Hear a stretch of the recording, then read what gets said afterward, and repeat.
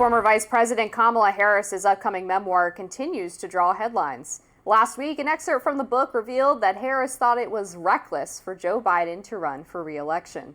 Now the Democratic nominee is reflecting on her choice for her running mate.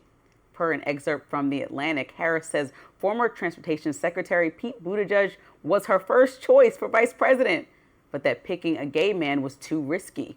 She writes that Buttigieg, quote, would have been an ideal partner if I were a straight white man, but we were already asking a lot of America to accept a woman, a black woman married to a Jewish man, knowing what was at stake. It was too big of a risk. And I think Pete also knew that, to our mutual sadness. Harris ultimately picked Minnesota Governor Tim Walz as her running mate. The short list of other candidates included Kentucky Governor Andy Beshear and Pennsylvania Governor Josh Shapiro. When asked about the excerpt, Buttigieg had this response. Well, I was surprised when I read that. I just believe in giving Americans more credit than that. My experience in politics has been that the way that you earn trust with voters is based mostly on what they think you're going to do for their lives, not on categories. And I wouldn't have run for president if I didn't believe that. A separate excerpt published by the New York Times goes into more detail on Harris's relationship with Joe Biden. She claims that minutes before her debate with Trump in September 2024, she received a phone call from Joe Biden. The former president relayed that his brother told him that Harris was bad-mouthing him, and that several power brokers, you saw my face, I wasn't aware, I didn't read that far into the New York Times article, he was threatening not to support her as a result. Harris writes, quote, I just couldn't understand why he would call me right now and make it all about himself, distracting me with the worry about hostile power brokers in the biggest city of the most important swing state. All right, well, we have to start with that because... Yeah, I knew we were talking about Buttigieg, and I didn't read that New York Times article. I'm sorry, y'all, but I am like... also finding out this news with you. I read this yesterday, and it was the subject of a lot of office scuttlebutt because it was so insane, but also kind of hilarious that Joe Biden, like minutes before this disastrous debate, is calling up Kamala and being like, I heard you were talking You said this about me? What's going on? Oh my gosh. Okay, this is one of a kind.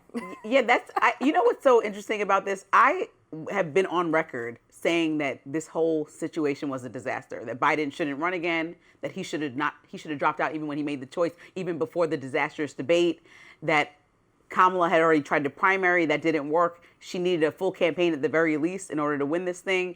So I was disappointed in the way that everything played out. But I think what's most frustrating for me right now with this book, with Kamala, with Karine Jean-Pierre, with Jake Tapper, who hadn't said anything but then wrote this tell-all, is everyone's just like piling on Biden right now when there was a key moment where the person that you were describing as the worst of all times kind of leader, President Trump, to come back in office again would bring this nation to its demise, basically. This was the kind of dialogue that we were telling Americans that this can't happen. And so to have the plan of just sit back and not, let's say, disrespect Jill Biden because she thought he should push forward is completely unacceptable to me. Like, how did we, everything that's being said now should have been said then. Like, it wasn't the time to sit back and, if democracy was at stake, then this should not have there's no tell-all time. Everything that you said should have been said prior to that. But you're right. Yeah, we can talk about this first and then go to Buttigieg. Go ahead. What do you? No, I think you're exactly right. It really does call into question, like, one, did they really believe Trump was this threat that they painted him out to be, or was this just political sort of power brokering?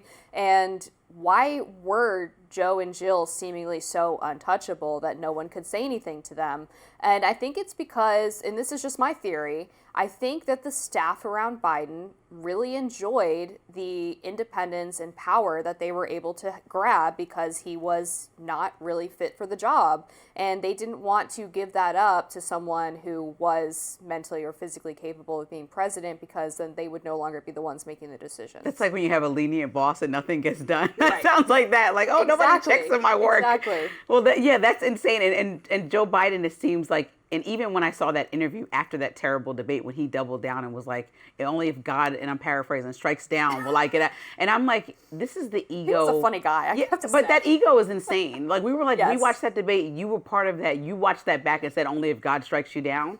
Like, it's just confusing. But I do want to, I don't want to run out of time, and I do want to talk about Buttigieg. Yes. So Buttigieg is a guy, I mean, he responded to this right away. He's a go anywhere, ask anything type of person, which I really love. I think even Republicans appreciate that he will come on their platforms and just have the dialogue.